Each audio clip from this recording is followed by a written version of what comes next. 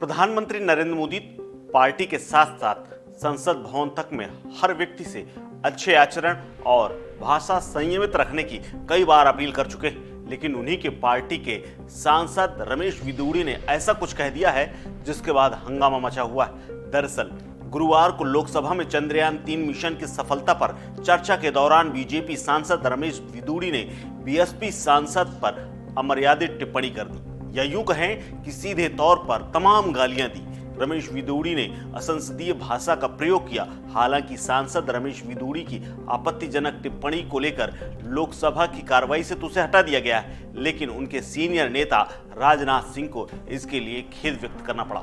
वहीं पार्टी ने उन्हें कारण बताओ नोटिस जारी किया है, लेकिन सबसे बड़ा रोल जो कि स्पीकर का होता है, उन्होंने सिर्फ उन्हें चेतावनी दी है, यानी कार्रवाई अब तक नहीं हुई।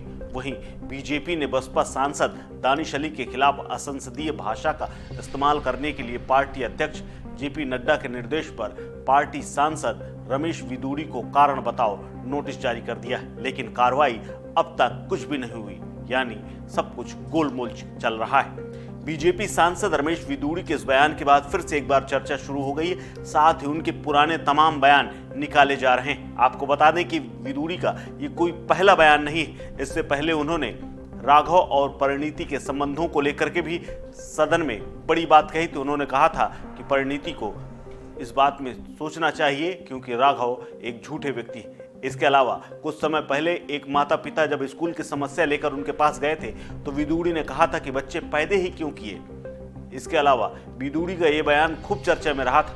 इससे पहले विदुड़ी ने एक और बयान दिया था जिसमें उन्होंने कहा था कि जहां भी मुसलमान अल्पसंख्यक होते हैं वहां मानवाधिकार की बात होती है और जहां बहुमत में आ जाते हैं वहां खून खराबा शुरू हो जाता है। दरअसल रमेश विदुड़ी का अगर इतिहास देखें तो वरिष्ठ नेता हैं दिल्ली के और उनका जन्म 18 जुलाई 1961 को दक्षिणी दिल्ली में हुआ था। विदुड़ी उनके परिवार के सदस्य बचपन से ही राष्ट्रीय स्वयंसेवक संघ यानी आरएसएस से जुड़े हुए हैं। विदुड़ी ने अपने राजनीतिक करियर की शुरुआत भी छात्र राजनीति से ही शुरू कर दी थी। छात्र नेता के रूप में 1983 में एबीवीपी के साथ उन्होंने काम किया और विदुड़ी ने बीकॉम में एडमिशन लिया, एलएलबी की पढ़ाई की। 1993 में उन्होंने कई धार्मिक और राजनीतिक संगठनों में प्रतिष्ठित पदों पर रहते हुए राजनीति में सक्रिय रूप से काम किया। उन्होंने 1996 में महरैलो जिले के जिला महासचिव के रूप में काम किया। महासंघ की धर्म यात्रा के प्रदेश सचिव रहे। इसके अलावा 1997 से 2003 तक बीजेपी के जिला अध्यक्ष के तौर पर काम किया।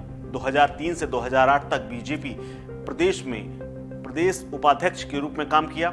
वहीं दूसरी तरफ साल 2008 में वो बीजेपी दिल्ली प्रदेश के महासचिव बना दिए गए। वहीं 2003 से मई 2014 तक दिल्ली विधानसभा के विधायक रहे। साल 2014 और 2019 में लोकसभा में वो जीत कर पहुंचे और शहरी विकास संबंधी स्थायी समिति और पिछड़े वर्ग के कल्याण संबंधी समिति के सदस्य रह चुके हैं। बीजेपी ने उन्हें पहले विधायक बनाया, उसके बाद सांसद। इसके अलावा वो अपने प्रोफेशनल के तौर पर वकील रह चुके हैं। साल 2019 के हलफनामा के मुताबिक उनकी संपत्ति तकरीबन 18 करोड़ रुपए से कुछ ज्यादा है, जबकि लोन के रूप में बात करें तो उनके ऊपर करीब 20 लाख रुपए का लोन दिखाया गया था 2019 में। तब से 4 साल से ज्यादा का वक्त बीत चुका है, यानी अब तक संपत्ति में इजाफा और लोन में कमी निश्चित तौर पर आई ही होगी।